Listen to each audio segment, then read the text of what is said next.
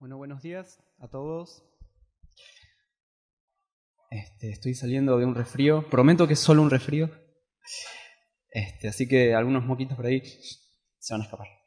Bueno, la palabra de Dios es importante para todos nosotros, ¿no? Como escuchábamos hoy, hermoso escuchar a los niños aprendiendo de la palabra del Señor. Es algo que, como decía Ágata, no se olvidan nunca más. Una vez que el Señor te habla, no te olvidas nunca más. Sí, el Señor marca nuestros corazones.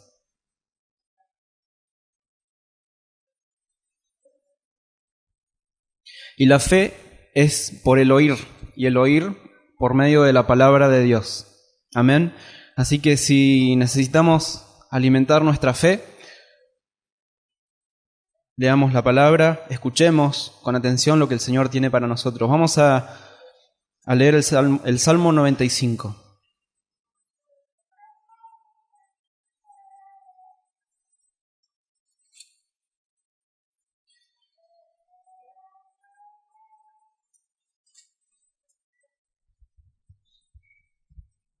Dice desde el versículo 1: Venid, aclamemos alegremente a Jehová, cantemos con júbilo a la roca de nuestra salvación.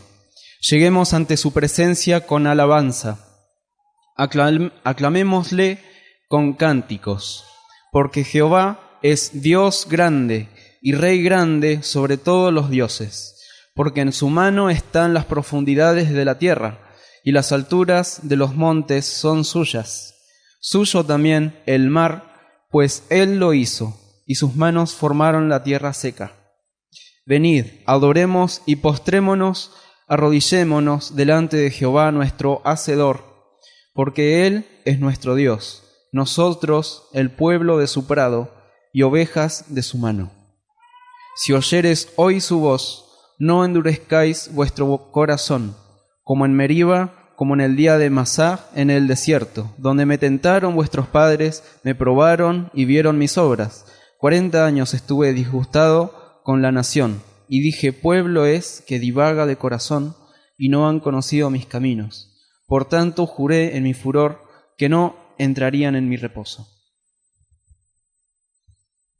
Bueno, la primera parte del Salmo nos dice lo que tenemos que hacer y para qué, ¿no? ¿Y quién es Dios? ¿No? Y está relacionado para qué, lo que tenemos que hacer, con quién es Dios, ¿no? Tenemos que venir ante su presencia con gozo, con alegría, con alabanzas, ¿sí? Con júbilo, con instrumentos, con cosas, con todo lo que el Señor nos dio para alabarle. Tenemos que venir delante de su presencia y aclamar, ¿sí? Con alegría, con cánticos, con oraciones, con alegría, con exaltar el nombre del Señor, ¿sí? Con todo lo que el Señor nos dio. Esto es lo que tenemos que hacer, ¿no? Esto es lo que nos dice la primera parte del Salmo. ¿Y para qué? ¿Y por qué? Porque Jehová es Dios grande. Esto es lo que dice el versículo 3. No venimos delante de la presencia del Señor por las bendiciones que Él nos puede dar, porque son muchas las bendiciones que el Señor nos da, nos colma de bendiciones, ¿sí? El Señor es nuestro proveedor, es nuestra ayuda, es nuestro socorro, todo el tiempo. Aunque muchas veces nosotros no lo logramos reconocer, pero el Señor está, y Él está todo el tiempo para socorrernos, en todo tiempo. Pero no lo hacemos por esto, no venimos delante de su presencia para pedir, no venimos delante de su presencia por lo que Él nos puede dar, sino que venimos delante de su presencia porque Él es Dios grande y Rey grande sobre todos los dioses. Y porque, como dice en el versículo 7, porque Él es nuestro Dios. Nosotros, el pueblo de su prado y ovejas de su mano, le pertenecemos, ¿sí? Y Él es nuestro Dios, y es Dios grande, y es un Dios digno de suprema alabanza y de toda adoración. Por eso venimos delante de su presencia, para alabarlo y para postrarnos delante de su presencia, ¿sí? Delante de su trono, porque Él es Dios grande y es nuestro Dios, y le pertenecemos a Él. Sí, como se decía hoy en la Santa Cena, ¿no? Él nos compró por precio de sangre y ahora le pertenecemos. Sí, por eso nosotros venimos delante de su presencia para alabarlo. Sí, porque Él es Dios. Es por quien es Él. Sí, entonces esta primera parte nos dice lo que tenemos que hacer y por qué. ¿Sí? Y todo lo que tenemos que hacer para el Señor. No saqué la hojita. Todo lo que tenemos que hacer para Dios, todas las cosas de Dios, no son chiste. No la podemos hacer de cualquier manera. Nada. En lo que respecta a las cosas de Dios, no lo podemos hacer de cualquier manera, ¿sí? Tenemos que hacerlo bien y tenemos que hacerlo como Dios quiere que lo hagamos. Y sabemos lo que tenemos que hacer. Y si no sabemos qué es lo que tenemos que hacer, busquemos. Porque el que busca encuentra. Y el Señor te muestra. Si buscas, el Señor te va a mostrar. ¿Sí? Pero en todos los aspectos. Tanto en esto que nos dice la Escritura, de venir ante Dios para adorarlo y para alabarlo. Como todas las cosas que el Señor nos dice que hagamos, tenemos que hacerlo bien. ¿Sí? No lo podemos hacer de cualquier manera, no es un juego, no es algo livianito las cosas de Dios, ¿sí? Hay muchas personas que encontramos en la Biblia que nos da el Señor como ejemplo, que por hacer las cosas de cualquier manera sufrieron mucho, otras murieron, y esto no es para infundir miedo, ¿no? Pero es para que sepamos que las cosas de Dios realmente son importantes. Y lo que hacemos para el Señor, nuestro servicio para Dios, y todo lo que hacemos que tiene que ver con las cosas de Dios, es lo más importante de nuestra vida. No hay nada más importante. El trabajo no es más importante, la familia no es más importante que las cosas que el Señor te pide. El lugar donde vivís no es más importante. Las cosas que tenés, las cosas que haces, no son más importantes que lo que haces para Dios, ¿sí? Lo que Él te pide que hagas. Entonces, no es nada livianito, ¿sí? Las cosas de Dios hay que hacerlas bien, en orden, decentemente, dice la palabra, pero con la importancia que tiene, ¿sí? Es lo más importante que podemos hacer en nuestra vida. ¿Y por qué lo tenemos que hacer? ¿Por qué tenemos que obedecer al Señor? ¿Por qué tenemos que escuchar su palabra y obedecer? Porque tenemos que escuchar su palabra, ¿sí? Hoy escuchamos clarito, tenemos que leer su palabra, tenemos que escuchar su palabra y no lo podemos hacer sin fe. Tenemos que creer que Dios nos está hablando, ¿sí? Y la fe es por el oír. Así que si te falta fe, el Señor te da una medida de fe, pero la fe es por el oír, tenemos que escuchar la palabra de Dios. Y si escuchamos lo que el Señor nos dice, tenemos dos opciones, o lo tomamos o lo rechazamos. Pero ya que somos sus hijos, ¿sí? Ya que Él nos creó y ya que escuchamos su palabra, seamos hijos obedientes, ¿sí? Obedezcamos a la voz de Dios, no seamos rebeldes, ¿sí? Dice en Hebreos, no sé si lo pasé de la computadora, pero vamos a buscarlo. En Hebreos, dejen marcado, si lo buscan, si no yo lo leo. El Salmo 95. Hebreos 11, versículo 9. Hablando de esto, de obedecer a nuestro Padre. Dice el autor, que no se sabe quién es, versículo 9. Por otra parte tuvimos a nuestros padres terrenales, cada uno de nosotros, que nos disciplinaban. ¿Sí? No solo nos decían lo que tenemos que hacer, sino que nos disciplinaban, nos castigaban, vale decir, y los venerábamos. ¿Por qué no obedeceremos mucho mejor al Padre de los Espíritus y viviremos? Y aquellos, nuestros padres terrenales, ciertamente por pocos días nos disciplinaban como a ellos les parecía. Dije 11, Capítulo 12. Perdón. Versículo 10. Aquellos, ciertamente por pocos días nos disciplinaban, como a ellos les parecía, pero nuestro Dios, nuestro Padre, para lo que nos es provechoso, para que participemos de su santidad.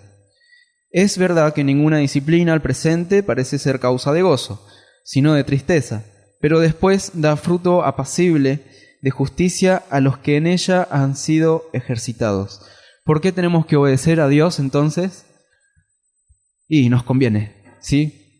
Porque es nuestro Dios, es nuestro papá. Si obedecíamos a nuestros padres, algunos, y nos convenía obedecerles, mucho más nos conviene obedecer a nuestro Padre. Y es lo que tenemos que hacer porque es nuestro papá, ¿sí? Entonces tenemos que obedecer. Y obedecemos a sus mandatos y obedecemos a lo que Él nos dice. Y todo lo que hacemos lo tenemos que hacer con temor de Dios, ¿sí? ¿Y qué es el temor de Dios? Creo que esto lo hemos escuchado bastante, quizá algunos no.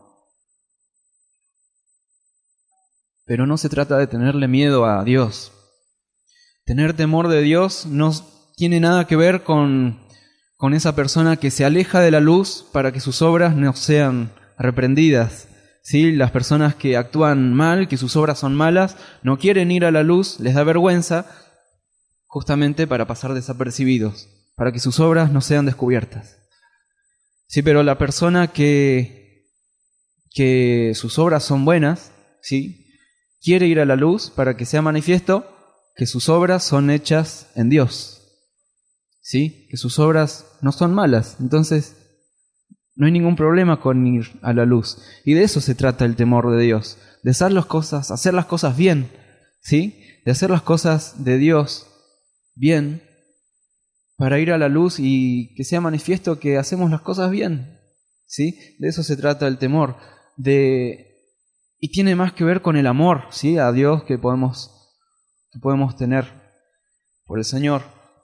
Hacer las cosas bien para no fallarle al Señor, porque lo amamos, ¿sí? De eso se trata el temor de Dios. Si todo lo que hacemos tenemos que hacerlo con temor de Dios. Tenemos que tener fe que viene por el oír la palabra de Dios. Tenemos que creer que el Señor es el que nos está hablando, ¿sí? Y con el tiempo de escuchar su voz, empezamos a conocer la voz del Señor y reconocemos si viene de Él o no. Tenemos que obedecer lo que el Señor nos dice y tenemos que tener temor de Dios.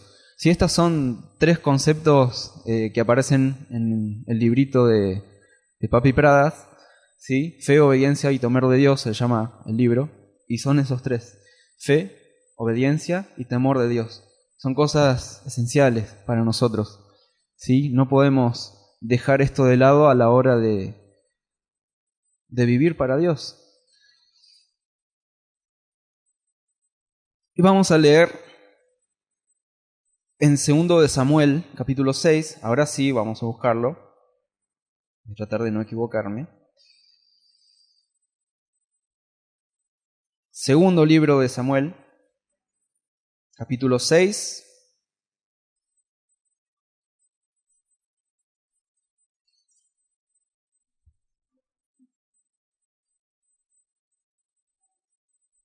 Y en este capítulo, David lleva el arca a la ciudad de David, sí, a su ciudad.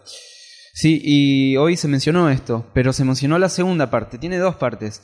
Una en la que David hace todo mal, y otra en la que David se arrepiente y lo hace bien, ¿sí? Y hoy se mencionó esa parte en la que David trae el arca como lo tenía que hacer, realmente, ¿sí? Y lo hace con alegría, con saltos, con danzas para Dios. Y dice desde el versículo 1, David volvió a reunir a todos los escogidos de Israel, 30.000. Y se levantó David y partió a Baala de Judá, con todo el pueblo que tenía consigo. para hacer pasar de allí el arca de Dios, sobre la cual era invocado el nombre de Jehová de los ejércitos, que mora entre los querubines. Pusieron el arca de Dios sobre un carro nuevo y la llevaron a la casa de Abinadab, que estaba en el collado, y Usa y Ahío, hijos de Abinadab, guiaban el carro nuevo.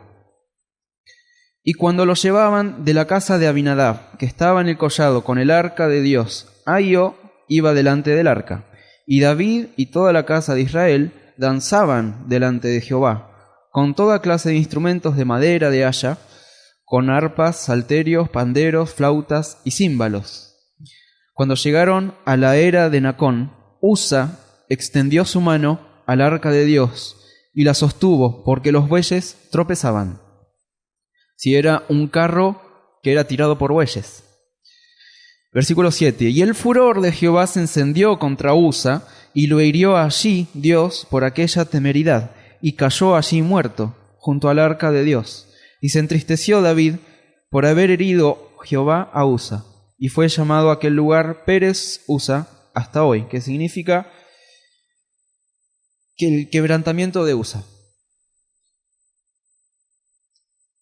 Versículo 9. Y temiendo David a Jehová aquel día, dijo: ¿cómo ha de venir a mí el arca de Jehová? De modo que David no quiso traer para sí el arca de Jehová a la ciudad de David, y la hizo llevar David a casa de Obed-edom, geteo, que creo, si es el mismo, era levita.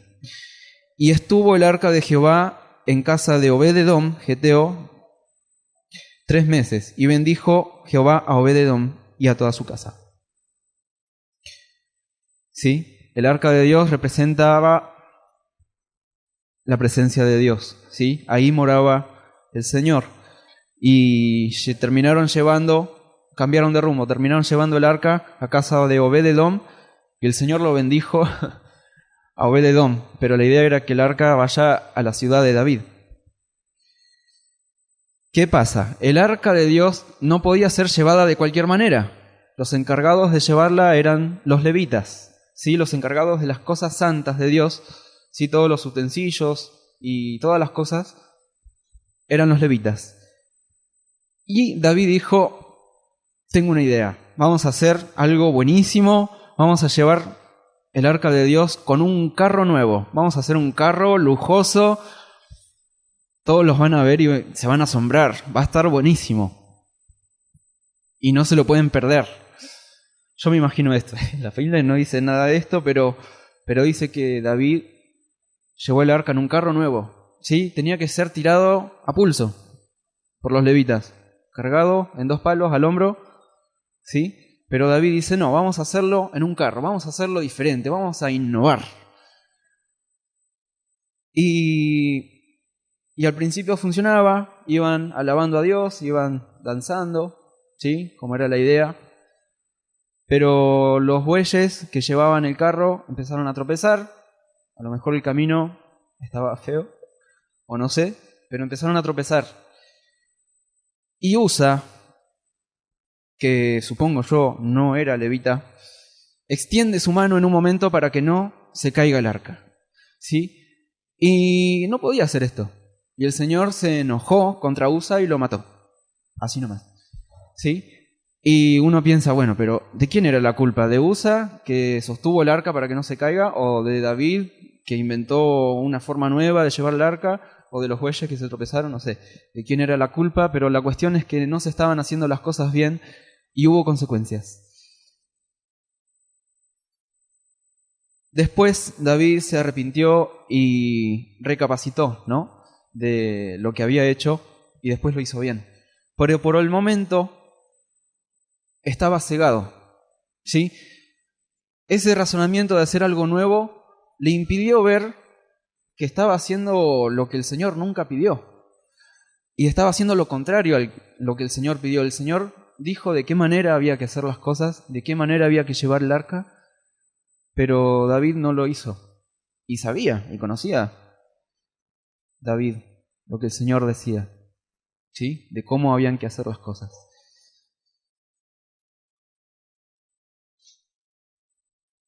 Y esos razonamientos endurecieron su corazón. y le impidieron ver la forma real en que habían que hacer las cosas, ¿sí? La forma verdadera de hacer las cosas. Y la vista la recuperó cuando murió Usa, ¿sí? Después de las consecuencias, ahí dijo, mira, esto está mal, ¿sí? Lamentablemente. Y vuelvo a repetir, ¿no? Las cosas de Dios no se hacen de cualquier manera. Gracias a esta porción es bien claro, ¿no? El porqué de las cosas de Dios son santas y no se hacen de cualquier manera. Y hay que hacerlo como el Señor manda, ¿sí? Vamos a leer en 2 de Crónicas 26. Está más adelante.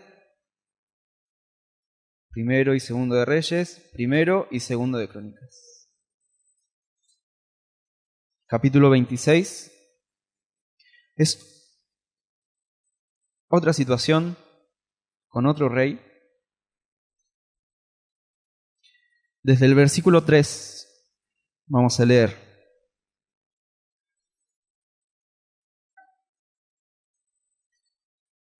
Este es el rey Usías, ¿sí? Que empezó desde jovencito a reinar.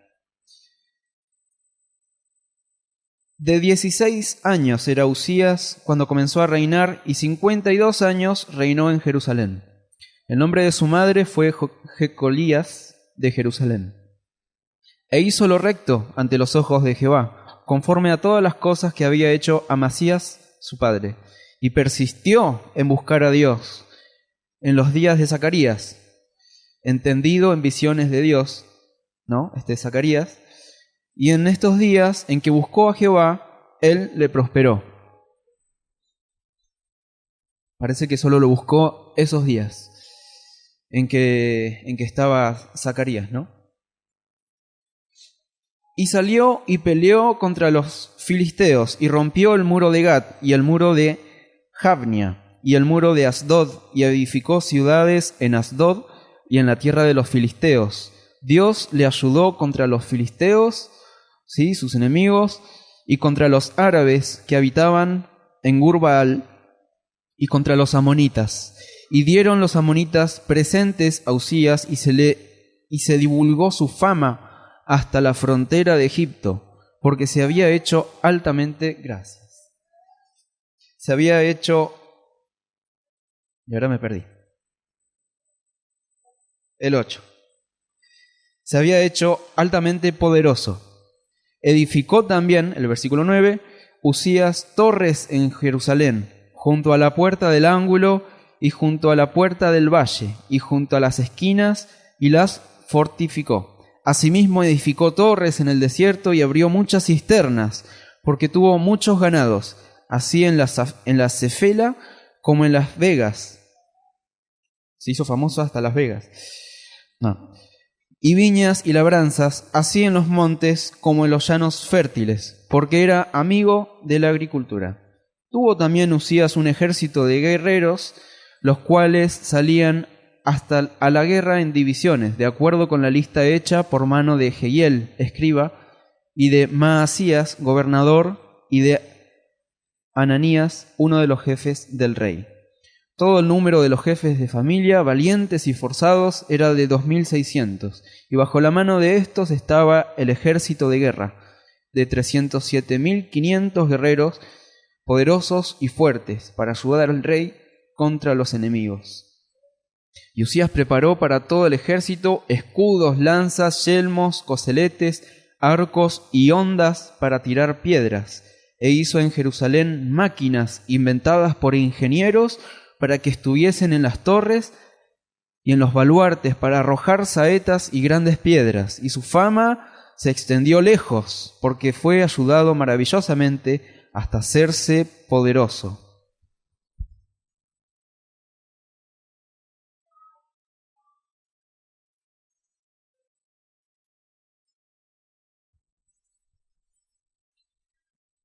Un montón de cosas hizo Usías. Este rey que, por lo que podemos ver, le gustaba hacer de todo, ¿sí?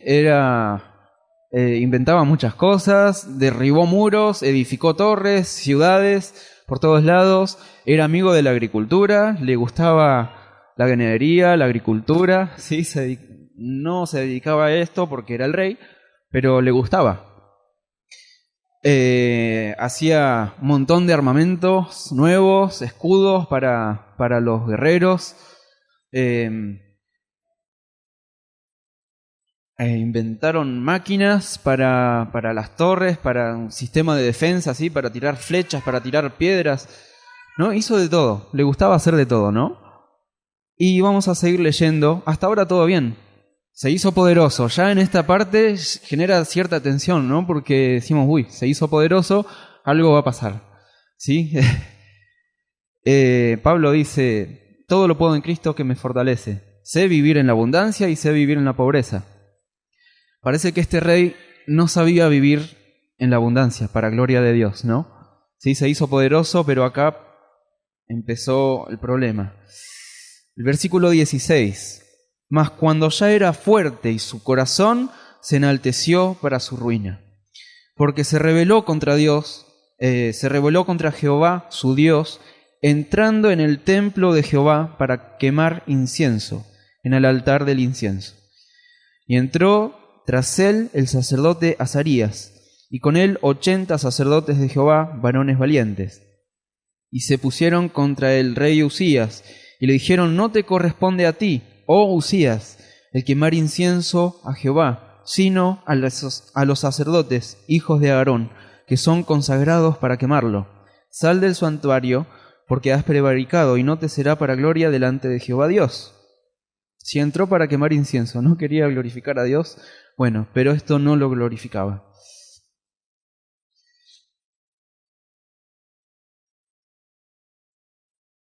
Y otra vez me perdí.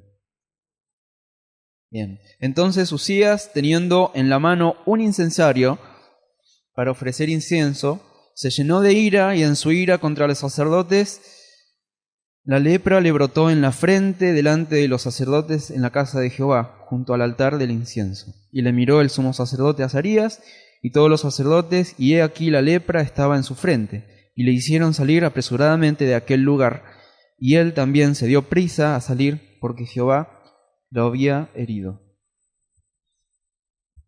Le gustaba hacer de todo, incluso hasta lo que no le correspondía hacer. Y lo hizo igual. Él quiso ofrecer incienso delante de Dios, y esto era una tarea que le correspondía a los sacerdotes, no al rey, a los sacerdotes. Hay un par de reyes, ¿sí?, que figuran que también eran sacerdotes y que también ofrecían, ¿sí?, ofrendas a Dios, pero no era el caso de Usías. Él era rey. Y los sacerdotes estaban también, pero el rey no podía ofrecer, sino podía entrar en el templo de Dios y tomar las cosas santas de Dios y ofrecer incienso. Esto solo le correspondía a los sacerdotes, y estos tampoco lo podían hacer de cualquier manera. Se preparaban mucho.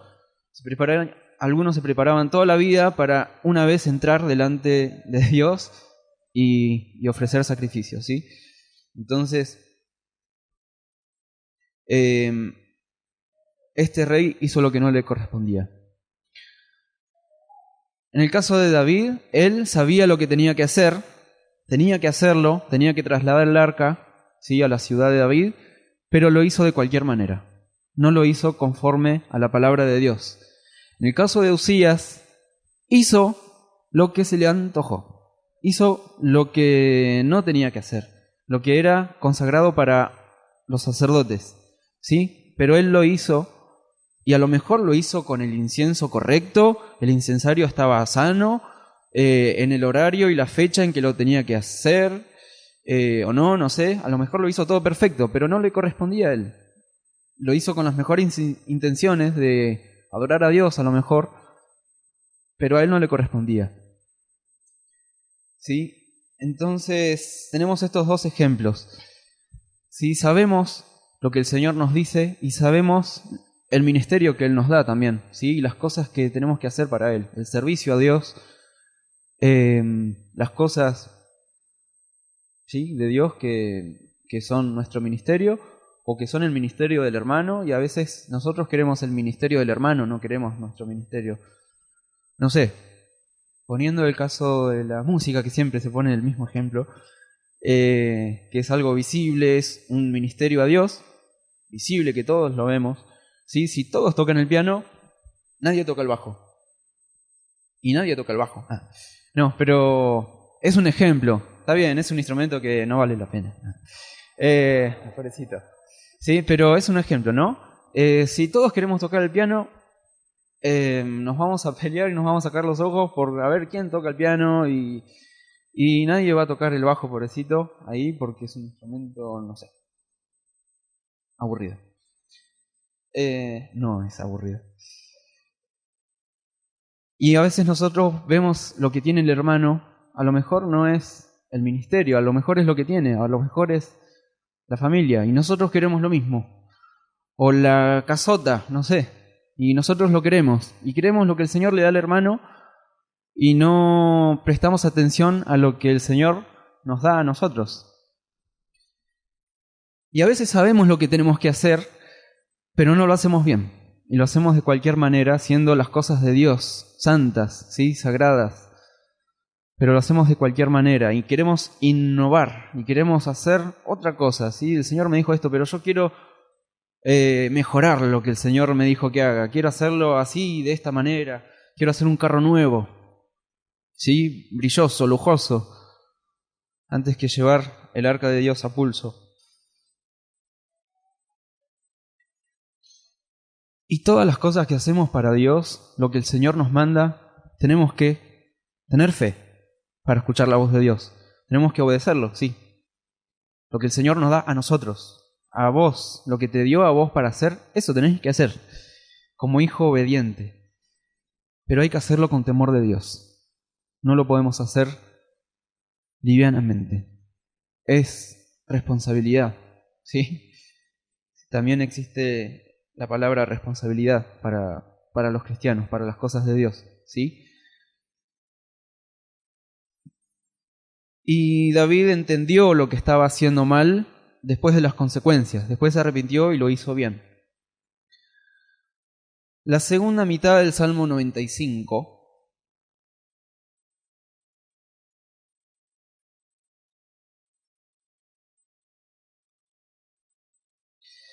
dice, la mitad del versículo 7, si oyeres hoy su voz, no endurezcáis vuestro corazón, como lo hizo el pueblo en otro momento. Si el pueblo estaba en el desierto y no quería aceptar la voluntad del Señor, parece, la voluntad del Señor era que lleguen hasta la tierra prometida y que entren. Pero el pueblo se enojaba una y otra vez y en esta oportunidad el Señor se enojó mucho, ¿no? Y dice, si oyeres hoy su voz, como el pueblo podía oír la voz de Dios, ¿sí? Moisés podía hablar cara a cara con Dios, y el pueblo podía escuchar a Moisés, ¿sí? A Dios a través de Moisés. No endurezcáis vuestro corazón, como en Meriba, como en el día de Masá en el desierto, donde me tentaron vuestros padres, me probaron y vieron mis obras. 40 años estuve disgustado con la nación. Y dije, pueblo es que divaga de corazón y no han conocido mis caminos. Y nos dice que si escuchamos la voz de Dios tenemos que creer. No podemos endurecer nuestro corazón cuando escuchamos. Y una cosa es no escuchar la voz de Dios, no abrir la Biblia en nuestras casas o en el lugar donde estemos, o ir a donde está la palabra de Dios para no escucharlo. Y otra cosa es escucharlo y hacernos los sordos. Sí, muchas veces escuchamos lo que el Señor nos dice y lo entendemos, y el Señor es claro en lo que tenemos que hacer, y no, nos hacemos los que no escuchamos nada, y esto es terrible para el Señor. Estamos siendo, en vez de fríos, que ya nos podemos encontrar en una situación que estamos completamente lejos de Dios, lejos de todas sus cosas, ¿sí? Lejos de su presencia, y no querer escucharlo. O podemos estar ahí tibios, que lo escuchamos pero no le hacemos caso, que sí, que no, y al final terminamos como dice el versículo 10, pueblo es que divaga de corazón. Divagar, busqué el significado, y dice vagar, andar a la aventura, separarse del asunto del que se trata, hablar o escribir sin concierto ni propósito fijo. O sea, lo hago pero no sé bien para qué y si no lo hago es lo mismo. Me da lo mismo. Las cosas, hacer lo que el Señor me pide o no hacerlo. Y eso es ser tibio, ¿no? Y eso es terrible para el Señor. El corazón se endurece por los razonamientos, como el de David, que quería hacer un carro nuevo. Y esos razonamientos le taparon la vista y no lo dejaron ver qué es lo que estaba haciendo mal o darse cuenta que estaba haciendo las cosas mal. Hasta que pasó lo que pasó, ¿no? Y ahí sí se dio cuenta, y ahí sí le dio temor. Dice que temió, no sé si más por miedo, dijo, o el temor, dijo, no voy a hacer traer el arca en este estado, ¿sí? No vamos a hacerlo así, vamos a dejar el arca acá, en la casa de Obed-Edom, y vamos a hacer las cosas bien. Los levitas se van a poner el arca al hombro, y así lo vamos a hacer, como Dios manda. El corazón duro, el corazón endurecido, no quiere escuchar la voz de Dios. Y si la escucha, no va a obedecer. Va a hacer de cuenta que no escuchó nada. Y el pecado te endurece también. El pecado endurece nuestro corazón, ¿sí? Y cuanto más persistimos en hacer mal, ¿sí? En andar en pecado, más duro se nos va poniendo el corazón y menos nos damos cuenta de las cosas que tenemos que hacer para Dios y más nos olvidamos de lo hermoso que era andar limpios. ¿Sí? Mucho andar en pecado, nos olvidamos de lo hermoso que era andar en santidad, de lo hermoso que era andar limpios, en obediencia y libres. ¿Sí? El pecado nos esclaviza. El Señor murió en la cruz para hacernos libres del pecado, libres para Dios, libres para obedecerle, libres para hacer las cosas de Dios. Y a veces el Señor nos pregunta, ¿te acordás cuando me amabas?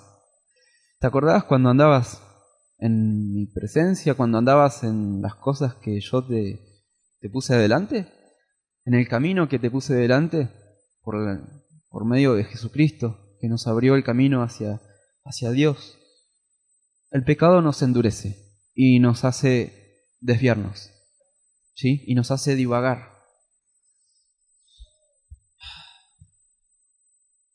Así que vamos a alimentar nuestra fe, ¿sí? Vamos a alimentar nuestra fe que es por medio del oír, por medio de la palabra de Dios, ¿sí? Y creamos, no seamos incrédulos, no escuchemos a Dios y no le creamos y no confiemos en Él. Hagamos lo contrario, escuchemos a Dios, creámosle, confiemos en Él, porque Él tiene lo mejor para nuestras vidas. Sí, Él es el soberano y Él sabe qué darte a vos, qué darle a la hermana, qué darle a otro. Sí, lo que te da a vos es lo mejor. Entonces, seamos hijos obedientes cuando escuchemos la voz de Dios.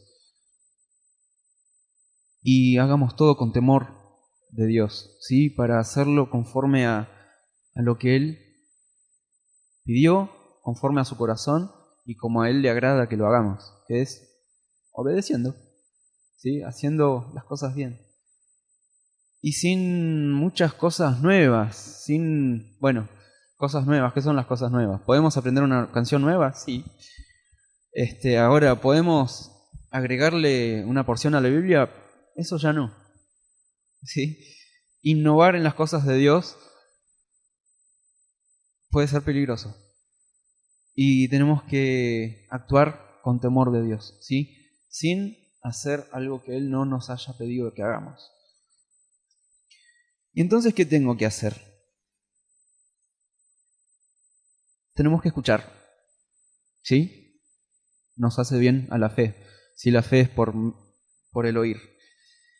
Y si escuchamos, no nos hagamos los sordos.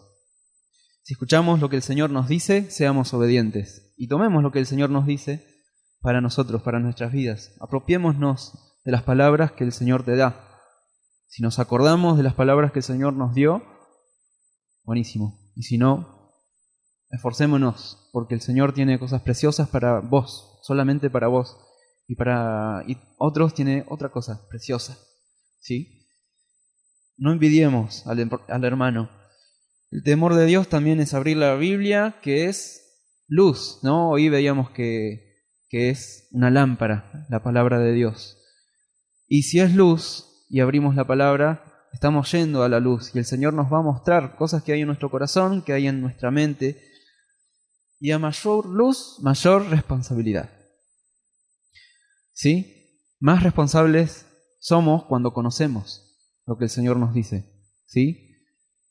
Una vez que sabemos lo que tenemos que hacer, es otra cosa que cuando no sabíamos. Pero si no sabemos, bueno, busquemos, que el Señor nos muestre qué es lo que tenemos que hacer. Y una vez que sabemos, hagámoslo, porque el Señor se revela a tu vida y ahora tenés más responsabilidad. Y tenés que hacerlo con temor de Dios y en santidad. ¿Sí?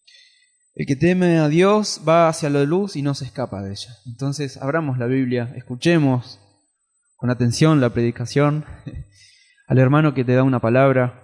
Si tenés un sueño y crees que el Señor te habló por medio de ese sueño, presta atención. Si el Señor te puede hablar hasta por medio de una piedra. Y vamos a volver a la primera parte del Salmo 95. Quiero terminar con esto. ¿Qué es lo que el Señor nos dice hoy? Venid, aclamemos alegremente a Jehová. Cantemos con júbilo a la roca de nuestra salvación. Lleguemos ante su presencia con alabanza. Aclamémosle con cánticos, porque Jehová es Dios grande y Rey grande sobre todos los dioses, porque en su mano están las profundidades de la tierra y las alturas de los montes son suyas. Suyo también el mar, pues él lo hizo, y sus manos formaron la tierra seca. Venid, adoremos y postrémonos. Prestemos atención y escuchemos lo que el Señor nos dice. Venid, adoremos y postrémonos, arrodillémonos delante de Jehová, nuestro Hacedor. Quería terminar con esto, ¿sí? Y nos digo esto a todos de parte de Dios. Venid, adoremos y postrémonos, arrodillémonos delante de Jehová, nuestro Hacedor. ¿Sí? Esto es lo que tenemos que hacer todos los días. Esto no es para un momento en especial. Esto es todos los días. Ir a la presencia del Señor y postrarnos. Y